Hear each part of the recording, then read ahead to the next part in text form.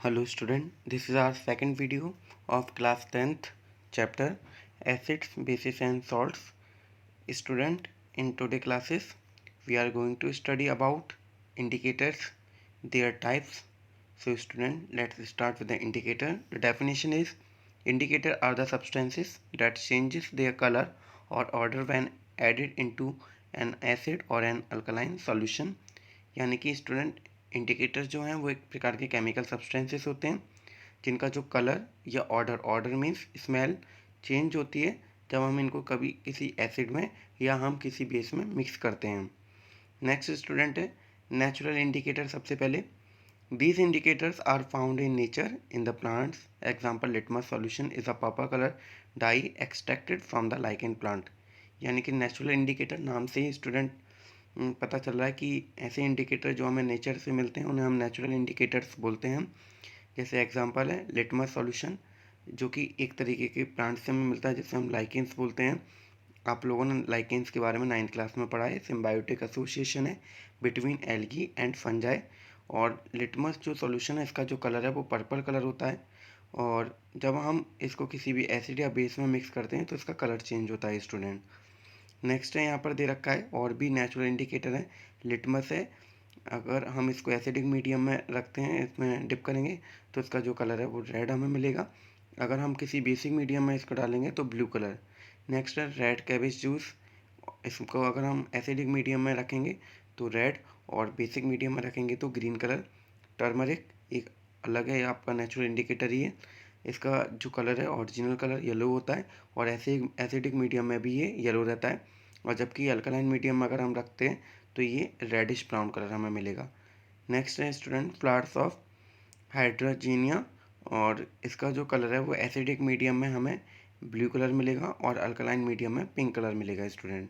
Next है student synthetic indicators. Synthetic indicators का मतलब है जो मैन मेड इंडिकेटर्स हैं जो हमने लेबोरेटरी में तैयार किए हैं।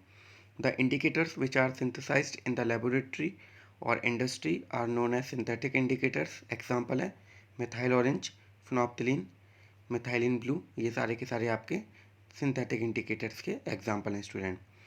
यहाँ पर एक नीचे टेबल दे रखी है जिसमें हमें बताया गया है कि एसिड और बेस में किस प्रकार से कलर चेंज होते हैं। सबसे पहले फिनोप्थिलीन एसिडिक मीडियम में कलरलेस रहेगा और इसका जो न्यूट्रल कलर है वो भी कलरलेस ही है और बेसिक मीडियम अगर हम पुट करेंगे इसको तो लाइट पिंक कलर हमें मिलेगा।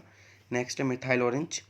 नाम से समझ में आ रहा है इसका न्यूट्रल कलर ऑरेंज रहेगा, एसिडिक मीडियम में रेड और बेसिक मीडियम में हमें येलो कलर मिलेगा जैसा कि आप लोग इस टेबल में देख पा रहे हैं स्टूडेंट। नेक्स्ट है ऑल फैक्ट्री इंडिकेटर्स। जो आपके ऑल फैक्ट्री इंडिकेटर्स होते हैं स्टूडेंट ये आपके स्मेल से हमें पता लगा सकते हैं कि गिवन जो कंपाउंड है वो एसिड है या बेस है।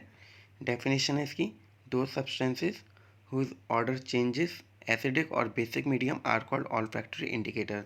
यानी कि ऐसे इंडिकेटर जिनकी स्मेल एसिडिक और बेसिक मीडियम में चेंज हो जाती है उन्हें हम ऑल फैक्ट्री इंडिकेटर्स बोलते हैं।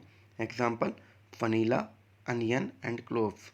वनीला आप लोगों ने इसकी स्मेल देखे हुए आपने, अलग स्मेल है इसकी। अनियन के पास भी अपनी खुद की स्मेल होती है।